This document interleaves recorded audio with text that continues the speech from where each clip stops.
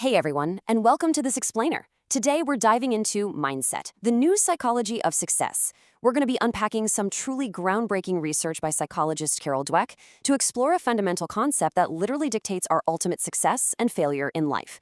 It's a fascinating scientific look into how the very structure of our thinking determines the direction of our entire lives, impacting everything from our careers all the way down to our personal relationships. So think about this for a second. Why is it that some people can bounce back from a crushing defeat? They see it as an opportunity, while others just give up entirely at the very first sign of a struggle. We're so often taught by society that raw talent and natural intelligence are the ultimate guaranteed keys to success. But if that were entirely true, every single naturally talented person out there would be wildly successful. And we know for a fact that's just not reality. The real answer? It doesn't lie in your innate talent, it lies in your mindset. Okay, so let's really get into this. What exactly is a mindset? It isn't just a fleeting thought, and it's definitely not some cheesy motivational quote on a poster. It is your mental framework. It's the underlying set of beliefs that basically govern how we react to the world, how we make our decisions, and how much effort we're actually willing to put into our endeavors. And Dweck's research reveals that human thought processes essentially split down two very distinct paths. On one side of the road, we have the fixed mindset. People with a fixed mindset believe that their abilities and their intelligence are essentially locked at birth. It's like, you either have it or you don't, period. On the flip side, we have the growth mindset. Now, those who hold this view believe that abilities are completely flexible. They believe they can always be developed and improved through hard work, patience, and applying the right strategy.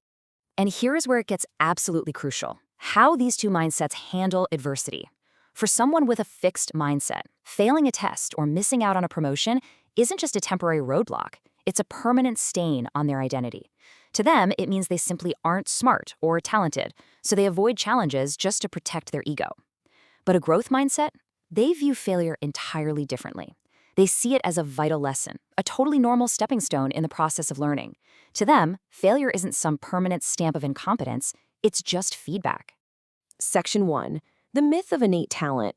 Is it really all about being a natural? To really wrap our heads around this myth, let's look at a famous experiment conducted by Dweck's team. They took two groups of students.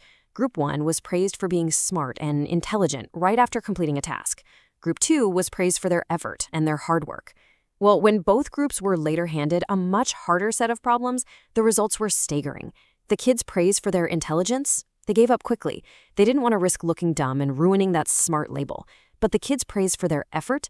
They actually persevered. They kept trying, excited by the challenge, because their identity was tied to trying hard, not just being naturally gifted. Which brings us to the internal voice of the fixed mindset. It sounds exactly like this quote. When faced with a hurdle, this little voice whispers that struggling basically equates to a lack of innate ability. It convinces you that, hey, if you have to try hard, you must not be a natural, and therefore you should probably just quit before people realize you're a fraud. It's essentially imposter syndrome on steroids, and it is a massive mental trap that keeps people confined right inside their comfort zones. All right, moving on to Section 2, Success in Real Life. Let's look beyond the classroom. Let's look at a true, real-world legend, Michael Jordan. Society so often looks at him and just assumes he was born a basketball deity. But the reality? He was actually cut from his high school basketball team because he wasn't considered good enough at the time. Now, if Jordan had a fixed mindset, that rejection would have been the end of his athletic career.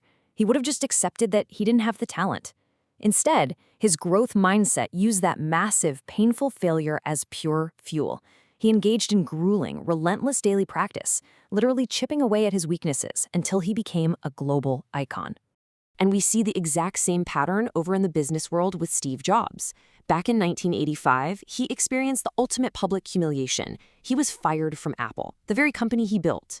A fixed mindset might have just retreated in bitterness and anger, but Jobs spent those interim years learning, adapting, and dramatically improving his leadership skills. So by the time he returned to Apple in 1997, he wasn't the same guy. He was a far more receptive leader, which allowed him to guide the company to unprecedented, massive success.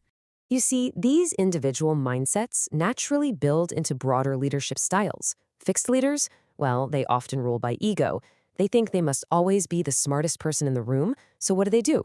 They hide their mistakes, they reject criticism, and they're terrified of change. Growth leaders, however, know they aren't perfect. They actively listen to their team's feedback, They treat errors as organizational learning opportunities, and they don't tie their personal self-worth to knowing absolutely every little thing. And surprisingly, these mindsets drastically affect our personal lives too. Honestly, Hollywood rom-coms have totally lied to us. A fixed mindset believes in magic, that true love shouldn't require any work, and the second there's friction or a disagreement, well, it means the relationship is just doomed. But people with a growth mindset, they understand that humans are flawed. They know that lasting, rock-solid relationships are built through collaborative effort, a ton of patience, and open communication. They view conflicts as a chance to actually understand their partner better. Which leads us perfectly into section 3. Where do mindsets originate? So, if the growth mindset is so incredibly beneficial, why do so many of us walk around with a fixed one? Well, it almost always traces back to our early childhood environments and the authority figures who wire our young brains. And the crazy thing is, it often happens entirely by accident. Well-meaning parents might praise a child by calling them a natural genius, which accidentally signals that effort doesn't really matter. Teachers might casually decide that certain students just aren't math people, completely killing their motivation. Or coaches might focus exclusively on the final scoreboard, winning at all costs, rather than praising the day-to-day gritty improvements of their athletes. Okay, section 4, how to change your mindset. It's time to rewire your brain. If you're sitting there right now recognizing some fixed mindset traits in yourself, don't worry. Actually, scratch that. Be excited. The belief that we can't change is a total trap, and modern science proves it. Thanks to neuroplasticity, we know that our brains literally, physically change when we work on difficult new tasks. When you push through a challenge, your brain forms brand new neural connections. Your mindset is completely flexible.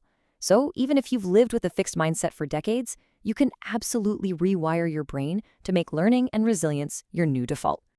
The very first step to changing is recognizing the enemy. And this is the fixed voice. It's that sudden, heavy wave of self-doubt that sneaks up on you when you're facing a daunting new challenge. It tells you that you aren't enough, that everyone is watching, and that if you fail, you'll be completely exposed. Look, we all hear this voice, every single one of us. The difference is entirely in how we choose to respond to it. And here is exactly how you respond. You actively rebut that inner critic with the growth voice, and you use literally one of the most powerful words in the English language, yet. You might not know how to do something yet. You might not be skilled enough yet, but you have the absolute capability to learn if you put in the effort. It's about shifting your entire focus from a permanent state of inability to a temporary state of learning. To make this incredibly practical for you, here is a clear, actionable 3-step toolkit you can use the very second you feel the urge to quit. Step 1, recognize that fixed mindset voice when it pops into your head. Name it for what it is. Step 2, challenge it directly. Remind yourself that abilities aren't fixed and you absolutely can improve. And step 3, take action based on growth. Don't run away. Lean right into the difficulty, study your mistakes, and try a completely new strategy. Now, as you work on this, keep a few key things in mind to really accelerate your progress. First off, have patience with yourself.